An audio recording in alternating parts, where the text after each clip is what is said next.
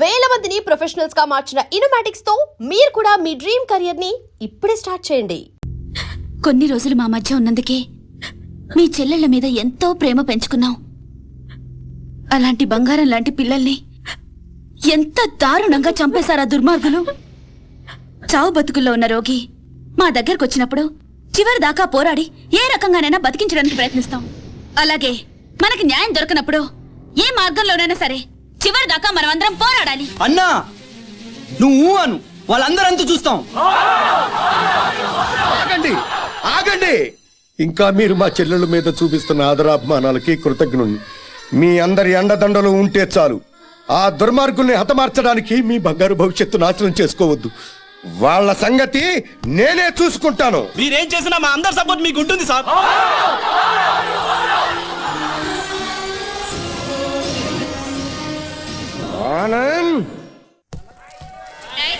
ఆనంద్, నేను రమ్మని చెప్పేదాకా వైజాగ్ నుండి రావద్దు. అలాగే అంకుల్. ఒరే బాబు జాగ్రత్త. నువ్వు లేటు బావా. బాబు జాగ్రత్త అని ఇప్పుడు చెప్పడం కాదు, బాబు జాగ్రత్త అమ్మాయిల జోలికి వెళ్ళొద్దు అని ఆనాడే చెప్పుంటే మన అబ్బాయికి గతి పట్ట. బాయ్. జాగ్రత్తగా వెళ్ళిరా. Bye bye bye bye. క్లబ్కి వెళ్దాం. అది కాదు బావా. బావా ఏంట్రా? సద్దాం హుస్సేన్ పారిపోయి ఎక్కడో బొక్కలో దాక్కున్నాడు. అయినా అమెరికా వాడు పట్టేశారు. నీ కొడుకు బతుకు అంతే ఆ స్వామి చేతిలో. నోరు తెరిస్తే కదా పీకుతున్నావు, ఇప్పుడేం పీక్కుంటా. పిలిచి మాట్లాడవేంట్రా పిచ్చి వెధవ. హలో, స్టేషన్ మాస్టర్ అండి? ఎస్. 3వ ప్లాట్ఫామ్ మీద నుంచి బయలుదేరిన విశాఖ ఎక్స్ప్రెస్ లో నక్సల్స్ బాంబు పెట్టారు సార్. వాట్? అవును sir. Hello Moulali, hello Moula Ali.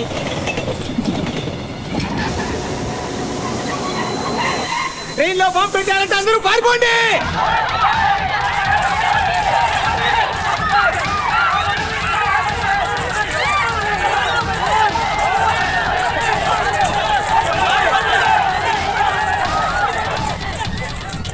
బాబు ఏమైంది? ట్రైన్ లో బాంబు పెట్టారంటండి. బాంబా?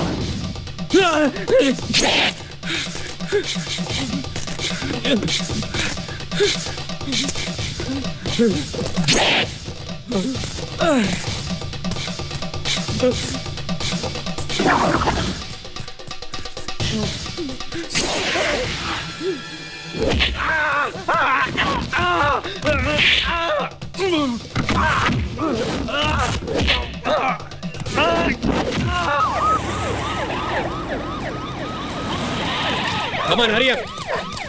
Come on, quick.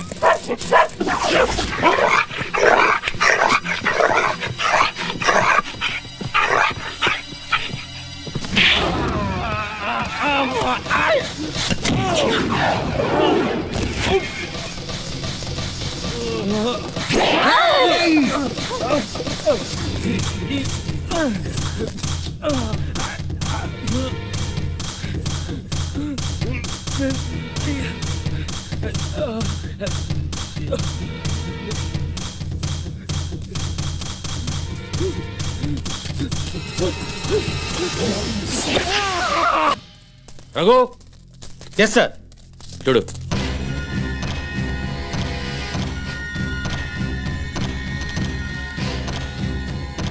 Sir, Anand చచ్చిపోయాడు సార్. ఏమిటి సార్ అలా చూస్తున్నారు? మర్డర్ అయిపోయాడు సార్, మర్డరు. Arrest them. ఈ హత్య చేసింది మీరేనా? మాకంత అయోమయంగా ఉంది సార్. ఇక్కడ ఎవరేం మాట్లాడుతున్నారో మాకు అర్థం కావట్లేదు. మా అంతటా మేము పోలీస్ స్టేషన్కి వెళ్ళి చూసింది చూసినట్టు సాక్ష్యం చెప్పడానికి కోర్టుకు వస్తే సాక్ష్యమా? దేని గురించి సార్? ఆనంద్ హత్య గురించి సార్. నా చెల్లెళ్ళు సీత గీత ఆ సీతాగీత ఉన్నారో పారిపోయారో లేచిపోయారో వాళ్ళని పట్టుకుని ఆగండి సార్. ఆనందని మా చెల్లెళ్ళు చంపటం మా కళ్ళారా మేమిద్దరం చూసాం సార్. ఆ సాక్ష్యం చెబుదామని మేమిద్దరం ఇక్కడికి వస్తే ఇదేమిటి సార్, అతి క్రూరంగా అతి దారుణంగా మేమే చంపామంటున్నారు. మీరే న్యాయం చెప్పండి సారు. అబద్ధం సార్, సీతాగీతలు చంపడం ఏమిటి? వాళ్ళు చంపే ఛాన్సే లేదు. ఎందుకు లేదు అంటే మా చెల్లెళ్ళు సీత గీత బ్రతికిలేరా? బతుకున్నారో బజార్న పడ్డారో నాకేం తెలుసు? తెలియకపోతే నోరు మూసుకోండి. అబ్జెక్షన్ సార్, ఒక సిన్సియర్ లాయర్ని పెట్టుకుని కోర్టులో నోరు మూసుకోమన్నా నేరం. మిస్టర్, అయ్యా మీరు గౌరవంగా మాట్లాడండి. హాయ్, మేం పల్లెటూరులో అండి. కోర్టులో ఎలా మాట్లాడాలో తెలియక కాస్త నోరు జారామండి. It's all right. అయ్యా లాయర్ గారు, ఇది కోర్టు కాబట్టి బ్రతికిపోయావు. ఇదే బయట అయితే నరికి పారేసేవాడిని. అయ్యా జడ్జి గారు, లాయర్ గారికి సారీ చెప్పానండి. చెప్పాడు సార్. Okay okay. మీరు చూసినంత చెప్పండి. మా చెల్లెళ్ళు ఇద్దరు రైల్వే స్టేషన్ రైలు ఎక్కడం చూసామండి. ఆదరాబాదరాగా మేమిద్దరం వెళ్ళి రైలు ఎక్కామండి. ఊరు బయటకు వెళ్ళిన తర్వాత రైలు ఆపి ఆ అబ్బాయిని అతి దారుణంగా చంపారండి.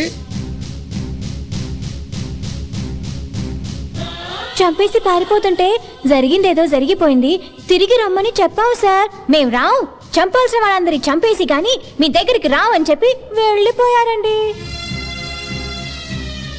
ఎక్కడికి వెళుతున్నారమ్మా అని మా ఆవిడ అడిగితే మా అన్న దగ్గరికి అని చెప్పారండి.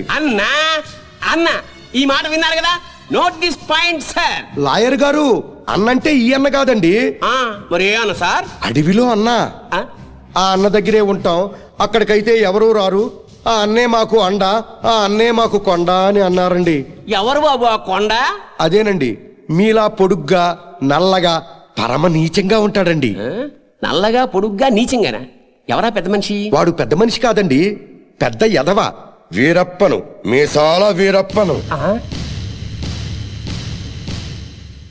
ఎలాగైనా మా అమ్మాయిల్ని పట్టుకోమని చెప్పండి సార్. మా చెల్లెలను పట్టుకుంటే వీరప్పని దొరుకుతాడు, వీరప్పని పట్టుకున్నా మా చెల్లెలు దొరుకుతారు.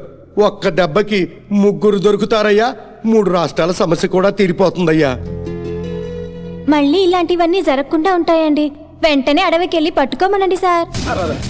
కొద్దిగా మన ఇన్స్పెక్టర్ గారిని పోలీసుల్ని అడవికి పంపితే పని అయిపోతుందయ్యా. ఎవరి పని? మీ అందరి పని. ఈ కేసులో మేమే ప్రత్యక్ష సాక్షులం, నిందితురాళ్ల ఆచూకీ కూడా చెప్తాం అని చెప్తున్నా ఈ స్వామి కనకమహాలక్ష్మి దంపతుల మాటల్ని పరిగణనలోకి తీసుకుని ఈ హత్యలో సీతా గీతలు చేశారనే అనుమానంతో పోలీస్ డిపార్ట్మెంట్ ని సత్యమంగళం అడవుల్లోకి వెళ్లి సీతా గీతలతో పాటు వీలైతే వీరప్పన్ని కూడా పట్టుకోవాల్సిందిగా ఆదేశాలు జారీ చేయటమే.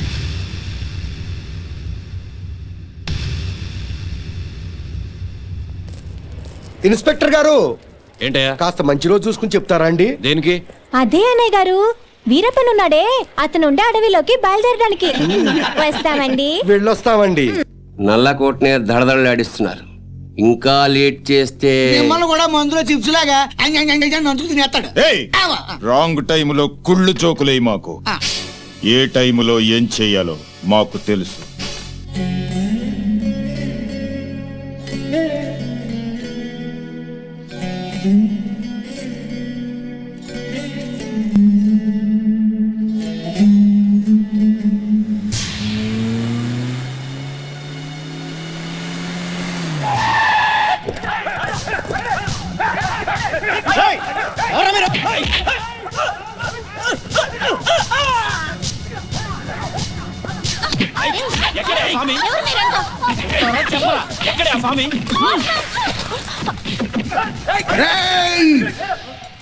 నన్ను చంపడానికి వచ్చి ఆడబడుచుల మీద చేయి చేసుకుంటారా చవట్టల్లారా?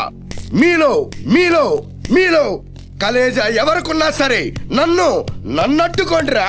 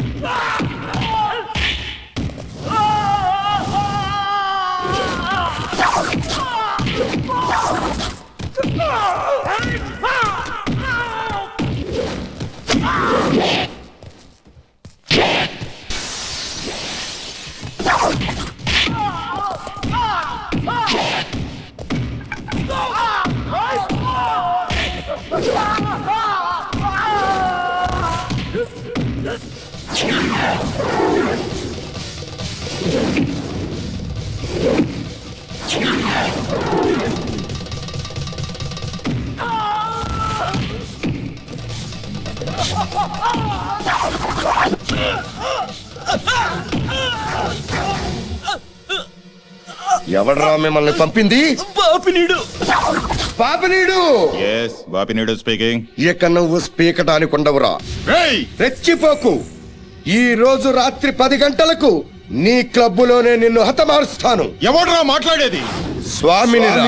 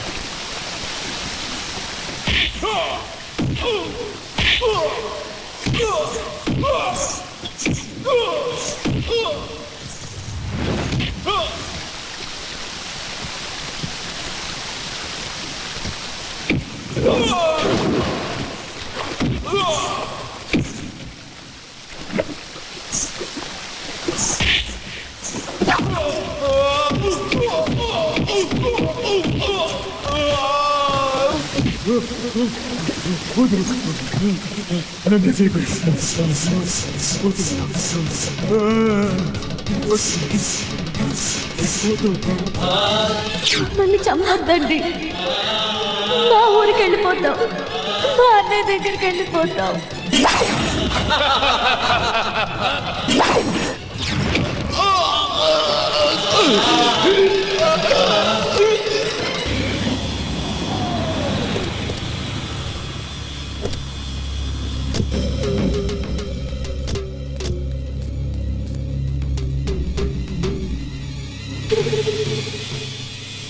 సార్ ఈ హత్య ఎలా జరుగుతుందంటారు? ఇప్పుడేగా వచ్చాం ఎంక్వైరీ చేద్దాం. కోటేశ్వరరావు గారు మీరేం కంగారు పడకండి, మనం పోలీస్ సెక్యూరిటీ పెట్టించుకుందాం. పోలీసులు ముఖ్యమంత్రిని కాపాడడానికి నానా పాటలు పడతా ఉంటే ఇంక మిమ్మల్ని ఏం కాపాడతారండి? కరెక్ట్ గా చెప్పావురా బామ్మరిది. నా థింకింగ్ ఎప్పుడు కరెక్ట్ గానే ఉంటుంది బావా. అందుకే ఓ 25-30 లక్షల రూపాయలు నా పేరుని పెట్టావనుకో, ఓ చిన్న ఇల్లు కొనుక్కుని చచ్చిపోయినోడు పెద్దదినన్నాడు స్టీల్ గ్లాస్ మీద పేరు రాయించుకున్నట్టు నా ఇల్లు మా బావ ధర్మం అని నీ పేరు రాయించుకుంటాను బావా. ఏమయ్యా మంచి చెడు లేకుండా నోటికి ఏదొస్తుంది ఒకటమేనా? ఆడెప్పుడు జరిగేదే చెప్తాడు. మీకేమైనా పిచ్చెక్కిందా? బాలవాక్కు బ్రహ్మవాక్కు అని బామ్మది వాక్కు బ్రహ్మవాక్కు ఏమిటండి? ఏయ్ బామ్మర్ది, ఆ స్వామి వాడి పెళ్ళాం పోతే ₹1,00,00,000 రాయించు, నేను పోతే ఆస్తి మొత్తం రాయించుకోరా. అయినా నీకేం కాదులే బావా, 100 ఏళ్ళు బతుకుతావు. బావమరిది అంటే బ్రతకూరేవాడు అర్థం. బతకగోరేవాడు అయితే ఆస్తి ఎందుకు రాయమంటావు? నేను బతకూరినంత మాత్రం మా బావ బతుకుతాడు. ఆ స్వామి బతకనివ్వాలి కదా. అనుమానం లేదు రఘు, ఈ మర్డర్ కూడా ఆ స్వామి చేసి ఉంటాడు. ఇన్ని మట్టలు చేస్తున్నా కూడా మన డిపార్ట్మెంట్ చిన్న క్లూ కూడా దొరకకుండా చేస్తున్నాడు. అది కదా హైలైట్. సార్లు ఏంటా అర్ధరాత్రి పూట? ఏం లేదండి, స్టేట్ క్లబ్ ఓనర్ బాపిరెడ్డి గారిని చంపిన వాళ్ళని నేను ప్రత్యక్షంగా చూశానండి. ఎవరు? నా చెల్లెళ్ళు సీత గీత సార్. అలానా? ఆ. ఎలా చంపారు సార్ తమరు చెల్లెళ్ళు?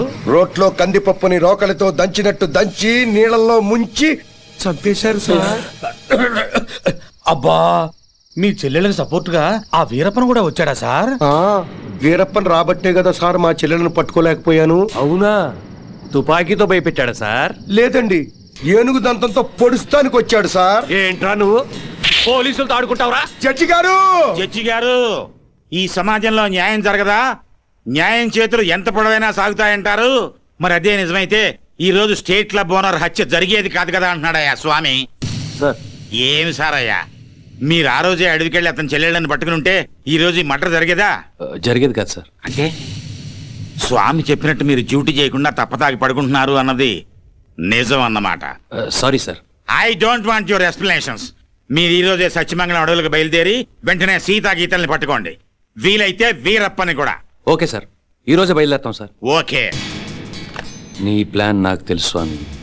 నువ్వు జడ్జి గారికి ఫోన్ చేసి మమ్మల్ని అడవికి పంపించి నువ్వు కోటేశ్వరకు చెక్ పెట్టాలనే